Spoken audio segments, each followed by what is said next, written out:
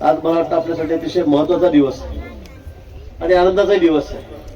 कारण नाशिक शहरामध्ये आता आपण वृक्षारोपणाला सुरुवात केलेली आहे. तर म्हणजे गेल्या काही दिवसापासून वर्तमानपत्र असतील, दूरदर्शन असतील, सगळ्या चॅनलवर, नुसतं राज्यातल्याच नाही तर देशामधल्या टीव्ही चॅनलवर एक चर्चेचा विषय या ठिकाणी आपला वृक्षांतर झालेला होता. महाराजांनी त्या बाबतीमध्ये वाच्यता या ठिकाणी केलेली आहे आणि आज तर आपण तिथे मोबाईल ॲपचं या ठिकाणी उद्घाटन केलेलं आहे. याच्या माध्यमातून सुद्धा आपल्याला आता कुठे झाडं लावायची आहेत, काय आपल्याला सांगता येईल. तिथे आमची महापालिका आहेत, आमचे कमिशनर आहेत, आमचे सगळे अधिकारी आहेत, ते आपलं झाडे देतील, लावूनही देतील. पण एक निश्चित सांगतो, आपण संकल्प केलेला आहे. मधल्या काळामध्ये सांगितलं की 1700 झाडं काढणार आहे, तेवढे आपण काढणारच नव्हतो. गेल्या वेळी 12 वर्षापूर्वी जेव्हा कुंभमेळा झाला त्यावेळेला जेवढ्या निवासाच्या व्यवस्था आमच्या साधू महंतांच्या तपोवनामध्ये होत्या तेवढ्याच व्यवस्था आम्ही या वेळेला करणार आहोत. मी सांगितलं एक सुद्धा रावटी आम्ही त्या ठिकाणी जास्त लावणार नाही. पण गेल्या अनेक वर्षापासून, शेकडो वर्षापर्यंत परंपरा आहे. साधू संतांचं निवास आहे तपोवन, तेवढी व्यवस्था आम्हाला करावीच लागेल. पण या मधल्या 12 वर्षाच्या काळामध्ये, 10 वर्षाच्या काळामध्ये पावसामुळे कोणी काही जाऊन त्यांनी वृक्षारोपण केलं असेल, त्यामुळे मध्येच या ठिकाणी ज्या रावट्या होत्या त्या ठिकाणी काही झाडं झुडपं उगवलेली आहेत. आणि म्हणून आम्ही म्हटलं की आम्हाला तेवढी काढावी लागतील, अन्यथा आम्हाला त्या ठिकाणी दुसरा पर्याय नाही. आणि संत त्या ठिकाणीच राहत आहेत, सगळे साधू संत महंत देशभरातून आलेले हे त्या ठिकाणी राहत आहेत. आणि म्हणून त्यांची तेवढी व्यवस्था करणं हे अपरिहार्य आहे. आणि आम्ही त्यातही हे सांगितलं की आम्ही ही इथली झाडं जी या ठिकाणी काढू ती आम्ही लगेच त्याचं दुसऱ्या ठिकाणी स्थलांतर करू, आम्ही रिप्लांटेशन आम्ही त्या ठिकाणी करू. तशी व्यवस्था पण गेल्या वेळी आम्ही जवळपास 1000 झाडं काढली होती, त्यातली 700 झाडं जगलेली आहेत. म्हणजे 70% 65% त्याचा सक्सेस त्या ठिकाणी आहे. म्हणून हे पण आपण सांगितलं होतं. पण वृक्षप्रेमी आहेत, मला काही त्याच्याबद्दल बोलायचं नाही. त्यानंतर काही आमच्या राजकीय संघटना त्या सुद्धा मी कामाला लागल्यात, आंदोलन केले, माझे अनेक कार्टून बनले, कुऱ्हाड घेऊन असं उभा आहे मी लंगोटी बांधून. झाड तोड्याची गोष्ट आपल्याला माहित असेल मागची जुनी शाळेतली, तसं मला दाखवण्यात आलं, करवात घेऊन दाखवण्यात आलं. आणि हे बघा, हे सगळे झाडं तोडायला लागलेत, पर्यावरणाचा ऱ्हास करतायत, निसर्गाचा ऱ्हास करतायत, वृक्ष तोडतायत.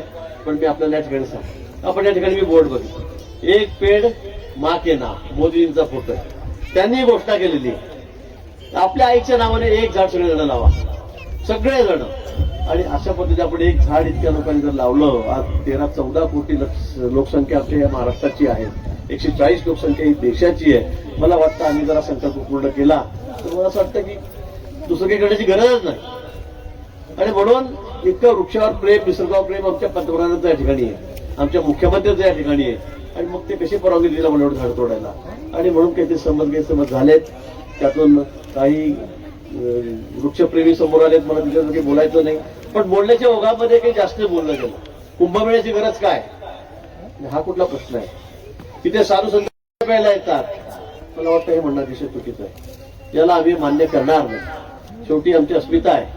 कुंभमेळा देशामध्ये 3 ठिकाणी आणि त्यातलं सर्वात महत्त्वाचं स्थान हे या ठिकाणी त्र्यंबकेश्वरचं आहे, नाशिकचंही आहे, प्रयागराजचंही आहे, उज्जैनचं आहे. आणि म्हणून तुम्ही अशा पद्धतीने काही टीका टिप्पणी करू नका.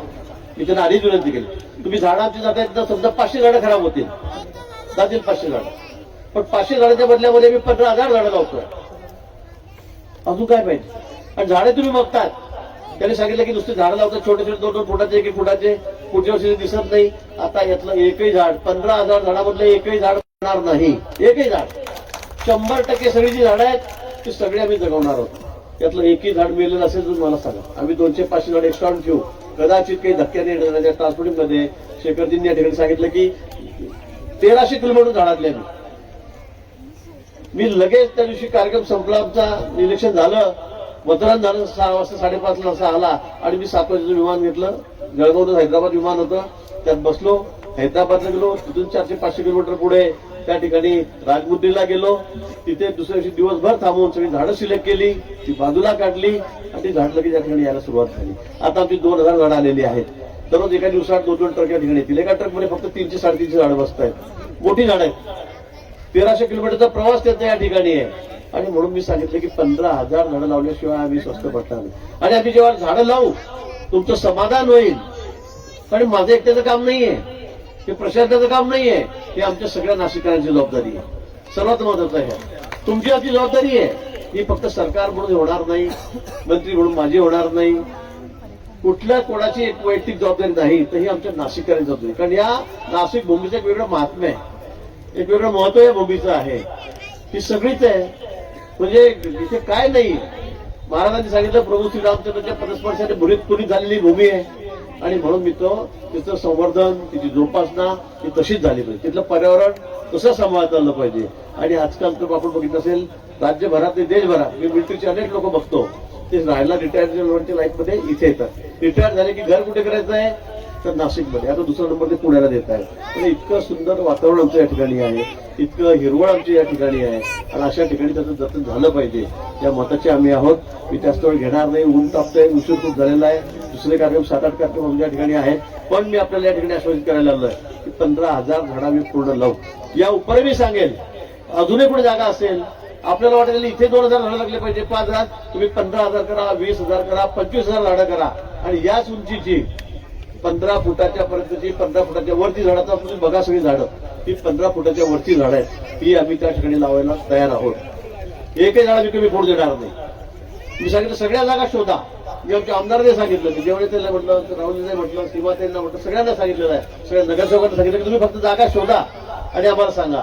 त्या ठिकाणी मी झाडं आणून लावून टाकू. त्याला खत दिलेलं आहे, त्याला पाण्याची व्यवस्था आहे. आता मी ठिबक करायला यांना सांगितलं, सगळ्यांना ड्रीप राहील. मी तुम्हाला सांगतो 2 वर्षामध्ये तुम्ही या ठिकाणी याल, विरोध बघाल, इथे सर्व दाट वनराई झालेली असेल.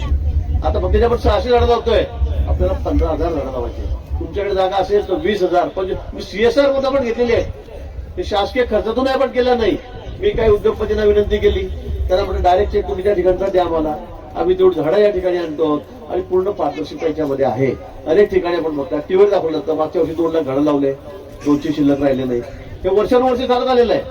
सरकार कुणाचंही हो, तर आम्ही पण बघतोय एकाच खड्ड्यामध्ये आम्ही 5-5, 10-10 वर्ष तिथेच झाड लावतो. आता लावलं एवढं रोपटं लावलं, पुढच्या वर्षी भाऊ वृक्षारोपण करायचं, चला तेच खड्डा तीच जागा, असंही होतं कामा नये. आणि म्हणून मी सांगितलं की 15, 20, 10 फुटाच्या वरची सगळी झाडं मी या ठिकाणी आणू, यातलं एकही झाड मरू देणार नाही. आणि नाशिक शहर जोपर्यंत नाशिक शहरातले नागरिकांना बस म्हणत नाही तोपर्यंत मी झाडं लावत नाही. मी ठरवलेलं आहे. तुम्ही सांगा मला किंवा भाऊ तर बस झालं, हवा जास्त यायला लागली, थंडी जास्त वाजायला लागली, तोपर्यंत मी थांबणार नाही. मी आपल्याला विवचन देतो. पण विनाकारण आमच्यावर आरोप करू नका. ही जागा उद्योजकाच्या घशात घालायची तपोवनाची, कोण करणार एवढं मोठं पाप? शक्य वाटतंय का तुम्हाला? मागच्या कुंभमेळ्यामध्ये सुद्धा 12 वर्षापूर्वी तुम्ही माझं काम बघितलेलं आहे की काय केलं. प्रशासन काय, देवदेश त्यावेळेला मुख्यमंत्री होते, त्यांची भूमिका आहे नाशिक शहराबद्दल किती आहे, त्यांचं प्रेम किती आहे नाशिक शहराबद्दल आपल्या सर्वांना कल्पना आहे. पण अशा उद्योग मी माझ्या आयुष्यामध्ये केलेले नाही, पुढेही कधी करणार नाही. पण मी आपल्याला ठिकाणी पुन्हा सांगेल, आश्वासन देईल की तुमच्या सगळ्यांच्या सहकार्याने अनेक लोकांनी या ठिकाणी सहकार्य केलं. इथे सगळे आमचे साधू संत महत्वाचा आमदार त्यांचे आशीर्वाद आहेत, ते सगळे आमच्या सोबत आहेत. त्यांना सुद्धा निसर्गाचा असा राग झालेला बघवणार नाही, ते सुद्धा सोबत आहेत. त्याच्याबरोबर सामाजिक सेवाभावी संस्थांचा सहभाग या ठिकाणी आहे.